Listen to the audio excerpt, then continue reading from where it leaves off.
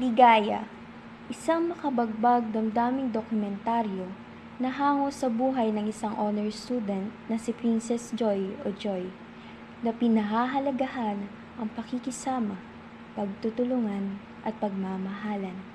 At ang kagandahan ng pagkakaroon ng simpleng pamumuhay na sa kabila ng bawat pagsubok na ipapakita pa rin niya ang pagpapahalaga sa tunay na bagay na nagpapasaya sa kanya. Batay sa araw-araw na buhay at katangian ni Joy, pinakita ng dokumentaryo kung paano ang simple at maayos na pamumuhay ay maaaring magdulot ng saya at kaligayahan. Ito ay pagpupugay sa isang kahanga-hangang babae na naglalaman ng tunay na kahulugan ng biyaya, kagandahan at pakikisama, pagtutulungan at pagmamahalan. Likas na sa ating mga Pilipino ang pagiging mahusay sa pakikisama. Ito ang nagpapatibay sa relasyon natin sa kapwa. Sa pamamagitan nito, napapasaya natin hindi lamang ating sarili, kundi pati na rin ang mga taong nakapaligid sa atin.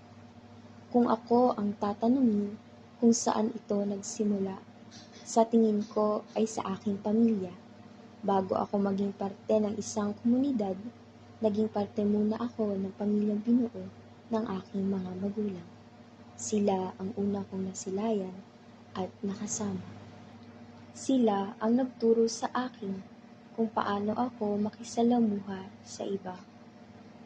At ito ang aking buhay.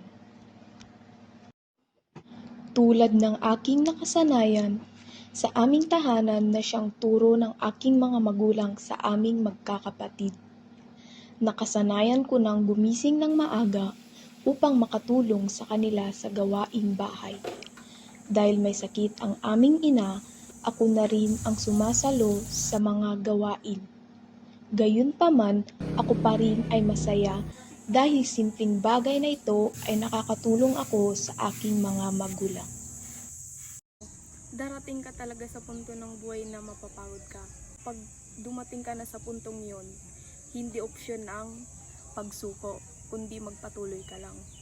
Amin na dati pinagadalam, no nag-graduate kanto ket ag-apply ka ti trabaho na pagdisda kanto nga alaen, no na siya at ti gradom, ket maragsakan dagiti boss mo. Namin no awan ti pinagadalam, darigat ka nga makabirok ti trabaho, baka awan pa'y mga laking ka. So nga, education is the key to success. Here being industrious, thoughtful, and of course, her being simple. Sobra akong nagpapasalamat sa mga magulang ko sa mga sakripisyo nila para sa aming magkakapatid. Lalo na sa akin kasi bunso ako. Kahit na kapos sa buhay minsan, kinakaya pa din at nalalagpasan lahat ng mga problemang dumadaan sa amin.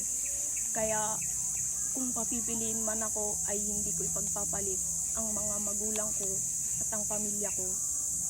Isang napakalaking hamon ang makapagtagumpay sa buhay, lalo na ngayong panahon na mas naging advance na ang sistema ng mundong ating ginagalawan.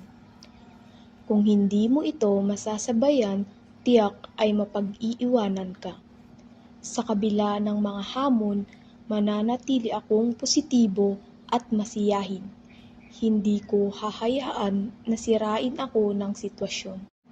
Subukin man tayo ng maraming pagsubok, meron tayong masasandalan at makakasama upang malampasan ito.